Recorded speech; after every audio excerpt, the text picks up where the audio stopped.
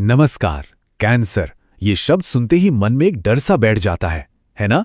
ऐसा लगता है जैसे ये एक महामारी है जो हर तरफ फैल रही है।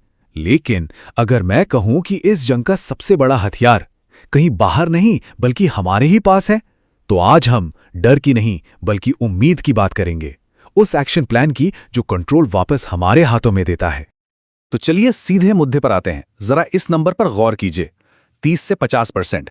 ये आंकड़ा वर्ल्ड हेल्थ ऑर्गेनाइजेशन यानी WHO का है और ये कहता है कि इतने कैंसर के मामलों को होने से रोका जा सकता है। जी हां, रोका जा सकता है।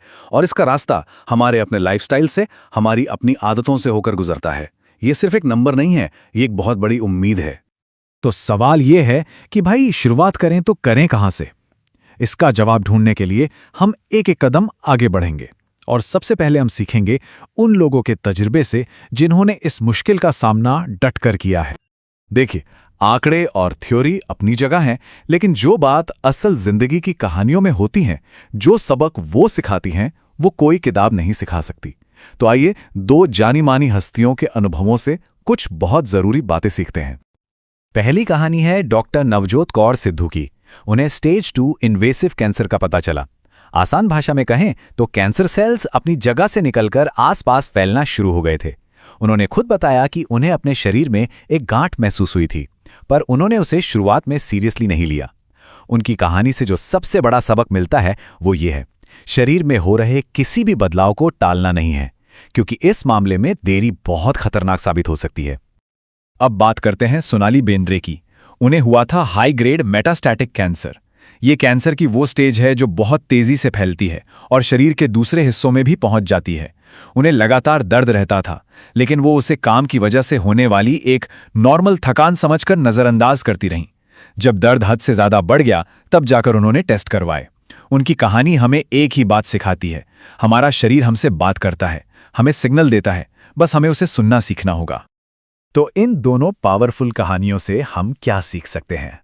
पहली और सबसे जरूरी बात, अपने शरीर को जानना, उसे खुद चेक करते रहना। दूसरी, किसी भी छोटे मोटे दर्द या अजीब से बदलाव को मामूली समझकर टालना नहीं है। तीसरी, इस सफर में परिवार का साथ और दिमागी मजबूती एक बहुत बड़ा सहारा बनती है। और हां, रिकवरी के बाद अपनी लाइफस्टाइल को पूरी तरह से बदलना बेहद जरूरी है। अच्छा, अब बात करते हैं उस सबसे ताकतवर ढाल की जो हम सबके पास है, हमारा इम्यून सिस्टम। आपको ये जानकर शायद हैरानी होगी कि हमारे शरीर में कैंसर सेल्स रोज बनते हैं। जी हां, रोज। पर एक मजबूत इम्यून सिस्टम एक बॉडीगार्ड की तरह उन्हें बढ़ने और बीमारी बनने से पहले ही खत्म कर देता है। तो चलिए देखते हैं कि हम अपनी किचन से इस बॉडीगार्ड को कैसे मजबूत बना सकते हैं। इस लड़ाई का पहला और सबसे जरूरी नियम सीडीसी साइंस है। कैंसर सेल्स का पसंदीदा खाना है चीनी यानी शुगर। उन्हें पनपने के लिए ग्लूकोज चाहिए। इसका मतलब भी बिल्कुल सीधा है, अपनी डाइट से चीनी और मीठी चीजों को जितना कम करेंगे, कैंसर का खतरा भी उतना ही कम होगा। हमारी अपनी किचन में ही कुछ ऐसे सुपर हीरोज छिपे हैं, जैसे हल्दी। उसमें करक्यूमिन नाम का एक जबरदस्त एंटी कैंसर एजेंट होता है, लेकिन शरीर उसे ठीक से एब्सॉर्ब नहीं कर पाता। असली जादू तब होता है जब उसके साथ काली मिर्च मिलती है। फिर आती हैं ब्रोकली और पत्ता गोभी जैसी सब्जियां, जिनमें सल्फराफेन होता है, जो सीधा कैंसर की जड़ यानी स्टेम सेल्स पर हमला करता है। और टमाटर, जामुन जैसे लाल और बैंगनी रंग के फल सब्जियां, ये एंटीऑक्सीडेंट से भरे होते हैं जो हमारे सेल्स को डैमेज होने से बचाते हैं। खाना तो हो गया, पर कहानी यहीं खत्म नहीं होती। हमारा रहन सहन, हमारी रोज की आदतें और हमारे आसपास का माहौल, ये सभी बहुत बड़ा रोल प्ले करते हैं। तो अब जरा उन छोटे छोटे बदलावों पर ध्यान देते हैं जिनका असर बहुत बड़ा होता है।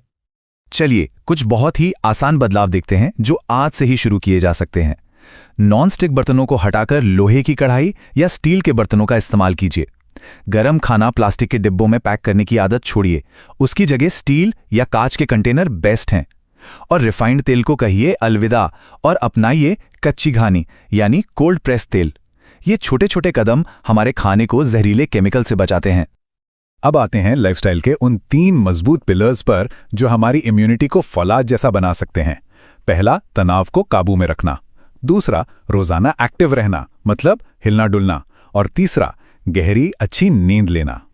चलिए फटाफट इसके पीछे की साइंस भी समझ लेते हैं। जब हम टेंशन में होते हैं तो बॉडी में कॉर्टिसोल नाम का हार्मोन बढ़ता है, जो सीधा हमारी इम्यूनिटी पर हमला करता है। योग और मेडिटेशन इसे कंट्रोल करने के बेस्ट तरीके हैं। जब हम एक्सरसाइज करते हैं तो शरीर में ऑक्सीजन का फ्लो बढ़ता है और ऑक्सीजन से कैंसर सेल्स को सख्त नफरत है।